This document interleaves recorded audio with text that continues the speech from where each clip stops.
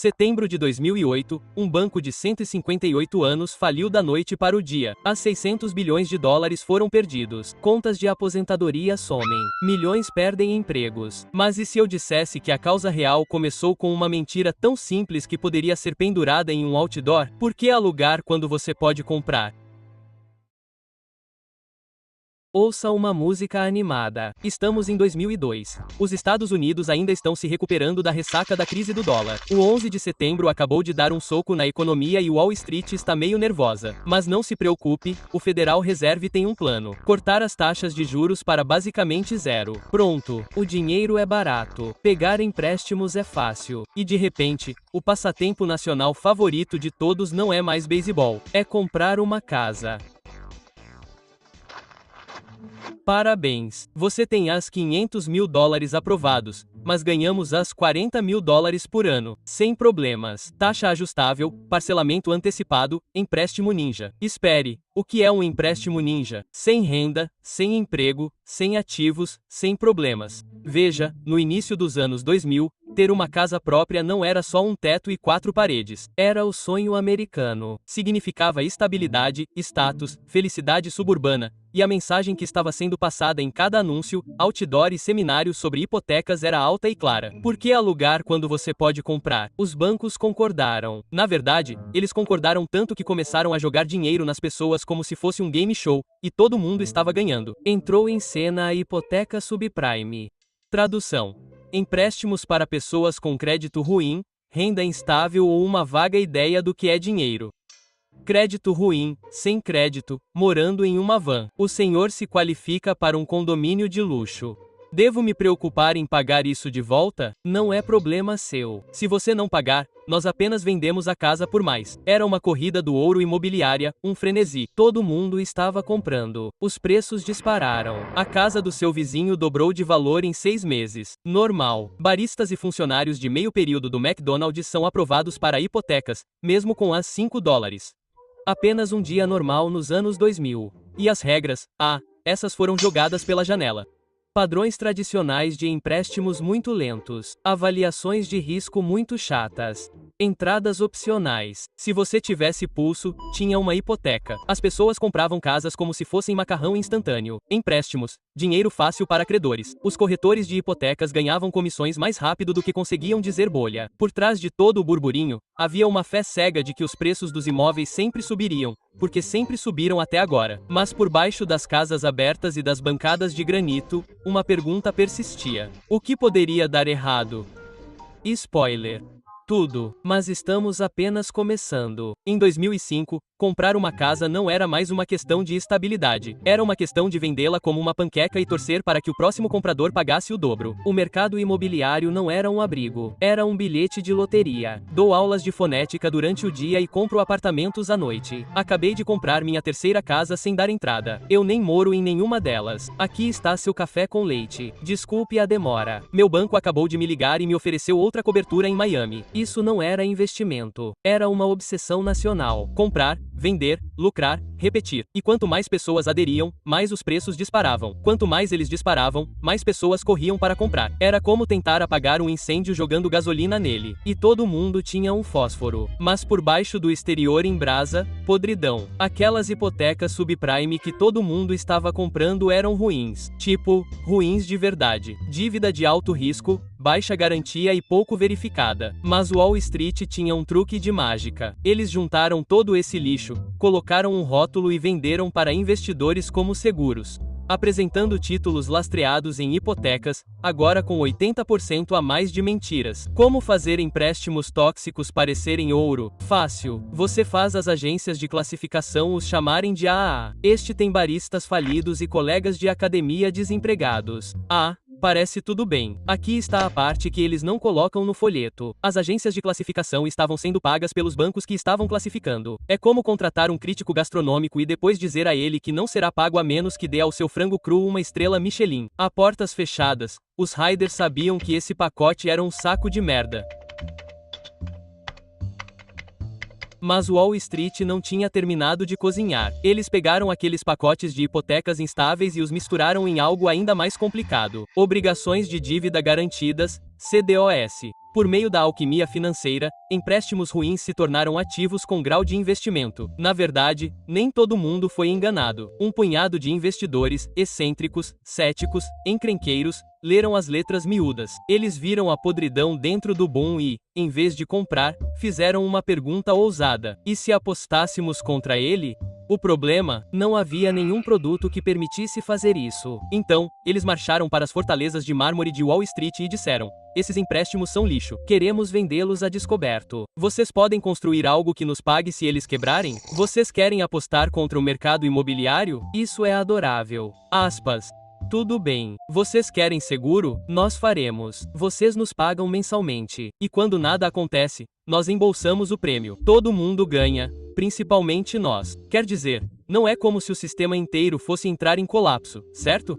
Wall Street sentiu o cheiro de dinheiro fácil. Eles não acreditaram nos investidores, mas adoram a ideia de cobrar taxas fixas sobre algo que achavam que nunca iria falhar. Então, eles começaram a trabalhar e arquitetaram a coisa que acabaria explodindo a economia mundial.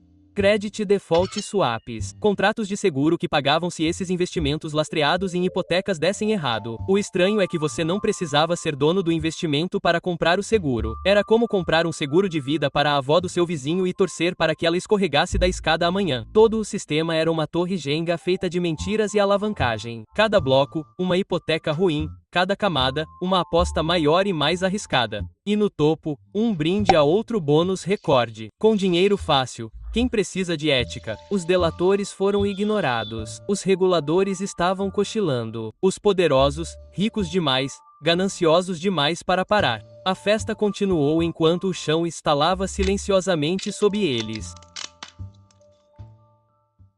A princípio, era um sussurro. Uma hipoteca não paga aqui, uma execução hipotecária ali, um apartamento em Vegas vazio. Mas então veio a onda. E de repente, o impensável virou manchete. Os preços dos imóveis estão caindo. O mercado imobiliário sempre sobe. É economia básica.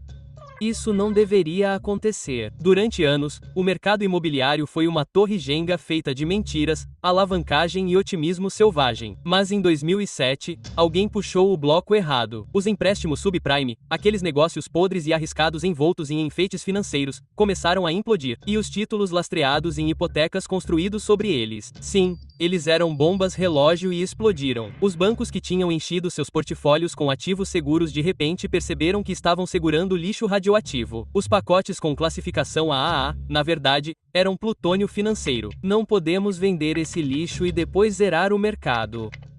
Mas isso significa que sim, estamos ferrados. O pânico se espalhou como um incêndio. Os fundos de hedge sangrando. Bancos de investimento cortando bilhões em perdas. E então, boom!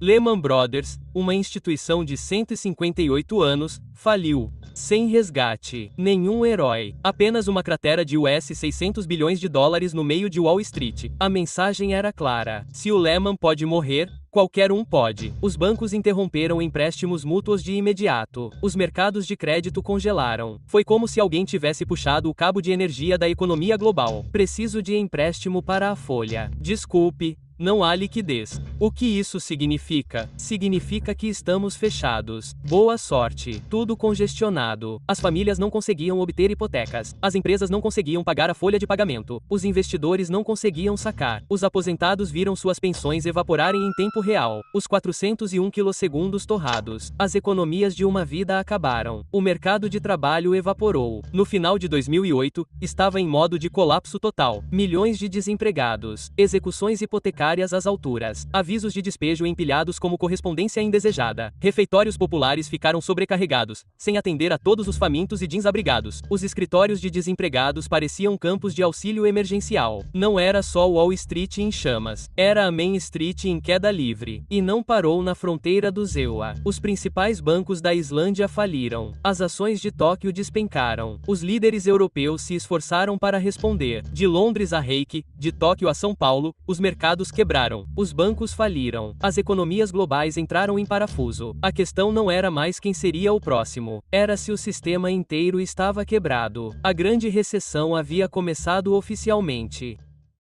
O governo do ZEUA tinha uma escolha impossível: deixar tudo queimar ou jogar bilhões de dólares dos contribuintes para os mesmos caras que acenderam o fósforo. Em outubro de 2008, eles escolheram a última opção.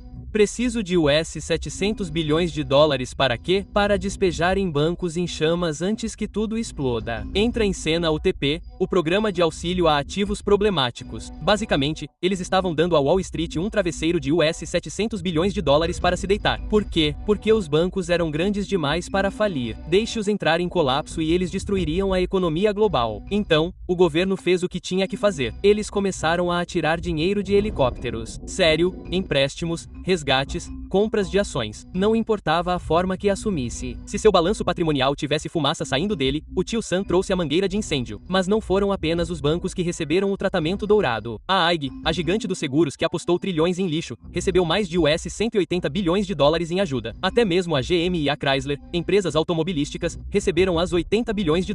Foi uma triagem em uma escala que ninguém via desde a Grande Depressão. Enquanto isso, no Fed, Ben Bernanke estava ocupado reescrevendo as regras da economia com um canhão de dinheiro. As taxas de juros caíram para quase zero. Os empréstimos eram basicamente gratuitos. E então veio a grande novidade, a flexibilização quantitativa, o que significa que o Fed começou a imprimir dinheiro do nada para comprar títulos e hipotecas podres. Pense nisso como remendar o Titanic com notas de US$ 100.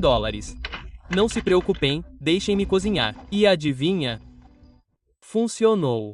Os mercados acalmaram. Os bancos relaxaram. O mercado de ações atingiu o fundo do poço em março de 2009 e começou a se recuperar. O Wall Street exalou, mas a Main Street continuava sufocada pela fumaça. As consequências foram brutais. O desemprego chegou a 10%. 8 milhões de empregos perdidos. 4 milhões de casas hipotecadas. As US$ 19 trilhões em riqueza familiar desapareceram. Famílias que nunca haviam deixado de pagar de repente deviam mais por suas casas do que elas valiam. E as pessoas ficaram chateadas. Os bônus de Wall Street estão de volta. Acabei de ser despejado e eles recebem um bônus. As pessoas que causaram o colapso foram resgatadas. As pessoas que sobreviveram receberam demissões e cupons de alimentação. O Wall Street estourou champanhe. A Main Street ficou na fila para tomar sopa. E então veio a raiva. 2011 Zuccotti Park, Nova York. Milhares se reúnem, tendas, tambores, cartazes de papelão. Um deles diz: nós somos os 99%. Não se tratava mais apenas de resgates. Tratava-se de um sistema manipulado para proteger os poderosos. Lucros privatizados, perdas socializadas e uma ausência total de justiça. Nenhum grande CEO de Wall Street foi preso. Nenhuma algema, nenhum peró anda, apenas paraquedas dourados e aposentadorias tranquilas. O sistema sobreviveu, mas a confiança foi destruída. Uma geração cresceu sabendo que quando os bancos erram, eles são resgatados. Quando você erra, você é destruído. Porque se 2008 nos ensinou alguma coisa, é que a próxima crise não se parece com a última. Parece inofensiva, lucrativa, inevitável até que não é.